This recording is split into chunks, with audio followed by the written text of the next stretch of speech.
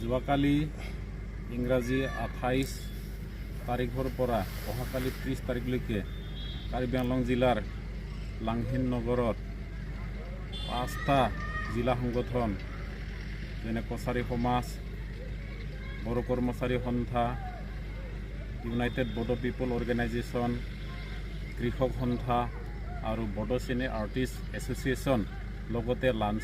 লাংহিন আঞ্চলিক কমিটিৰ 8টা বড়ো অগ্ৰণী সংগঠনৰ কনফাৰেন্স হৈ আছে। সেই কনফাৰেন্সত যোৱাকালি ৰাতিপুৱা 8টা বজাৰ পৰা সন্ধিয়া 5টা বজালৈকে লাংহিন আঞ্চলিক বড়ো অগ্ৰণী সংগঠন 8টাৰ অধিৱেশন হৈ যায়। ৰাতিপুৱা 8টা বজাত পতাকা উত্তোলনেৰে আৰম্ভ হয় আৰু সন্ধিয়া 5টা বজাত শেষ হয়। তাৰপিছত বড়ো অগ্ৰণী সংগঠন জিলাৰ 5টা সংগঠনৰ কাৰ্যসূচী বিয়লি 3টা বজাত আৰম্ভ হয় আৰু 4 বজাত প্ৰতিনিধি সভা অনুষ্ঠিত হয় আৰু আজি 29 তাৰিখে ৰাতিপুৱা 8টা বজাত পতাকা উত্তোলনেৰে এই 5টা সংগঠনৰ প্ৰথম কাৰ্যসূচী আৰম্ভ হয় আৰু আজি দিনৰ 12 বজাত আছে এৱাৰনেছ প্ৰগ্ৰাম, লগতে চৌবেনীৰ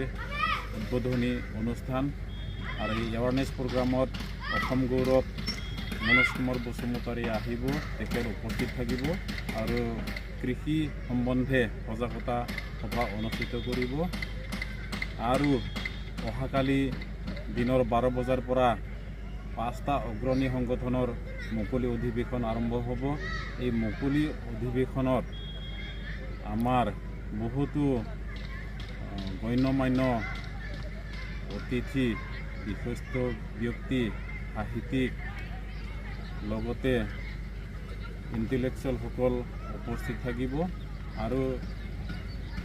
এই 5টা অগ্ৰণী সংগঠনৰ সভাৰ যোগেদি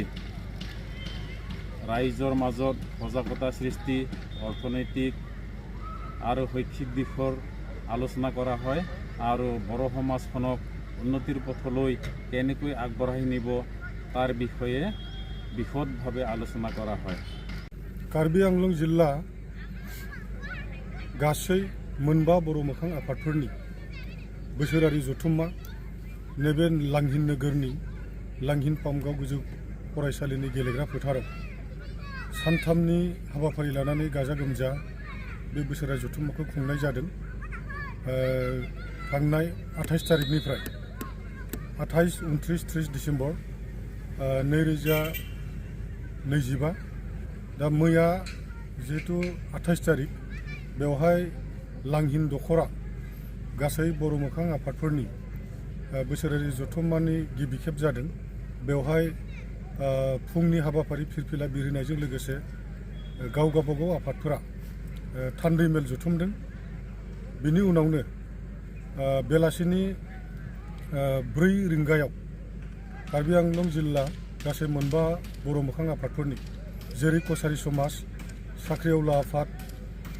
इउनाइटेड बड़' पिपल्स अर्गेनाइजेशन, आबादारि आफाद आरो बर' सिने आर्टिस्ट एस'सिएशननि बेलासि समाव थान्दै जथुम्माया जानानै थांबाय। दिनै 29 तारिख,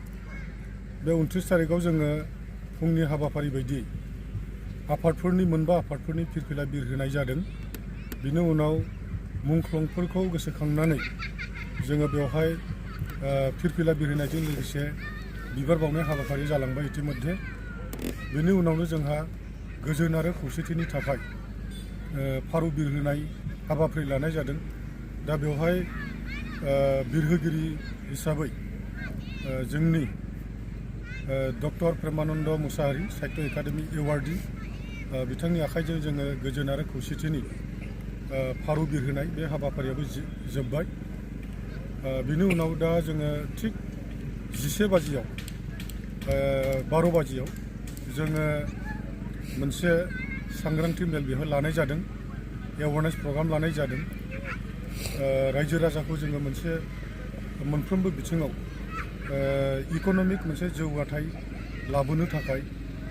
जोङो एग्रिकालचार डिपार्टमेन्ट भेटेरिनारि डिपार्टमेन्ट आरो रिसार्च पार्सन हिसाबै जोंहा मनज कुमार बसुमतारी बिथाङा आसाम गौरब मोननाय इतिमध्ये बिथांमोना जोंनि गेजेराव फैनानै दंफैखायो जोङो थिग 12 बाजिनाय लोगो लोगोनो बे एवारनेस प्रग्रामखौ जोङो जागायजेनसिगोन दा दिनैनि हाबाफारि बायदियै जोंहा बे एवारनेस प्रग्राम जोबनायनि उनावनो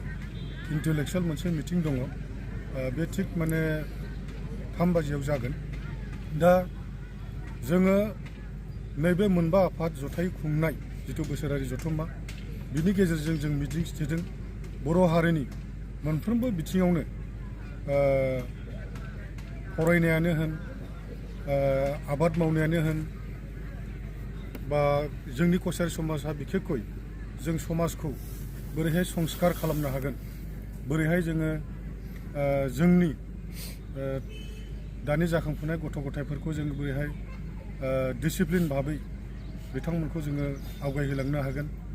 बा जोंनि समाजा बोरैहाय हाबा हुखायानो जा बायदिसिना जोंनि नेमखान्थियानो जा जोंहा मोनसे आसार खान्थि दङ बिनि गेजेरजोंनो जों गासैबो कार्बि आंलंनि आरो डिमा हासाव थानाय बर'फोरखौ बे जोंनि आसार खान्थिनि गेजेरजोंनो जोङो नियम निथि जोंनि बर' हारिनि जिथु नियम निथि बेफोरखौ फालिलांनो थाखाय जों खावलायबाय थादों दा जोङो बे बोसोरारि जथुम्माया जोबोद मोजाङै मोजां जाफुंलांगोन आरो गाबोनहाय जिहेतु जोंहा गेवलां मेल दङ बे गेवलां मेलाव जोंनि गण्यमान्य व्यक्तिफोर थागोन गासैबो आफादफोरनि दैदेनगिरि बिथांमोना थागोन बाहागो लागोन रायजो राजाफ्रा बाहागो लागोन मोजां मोजां जाफुंसारथों होननानै आं बेखौनो मिजिंथिबाय गोजोन्थों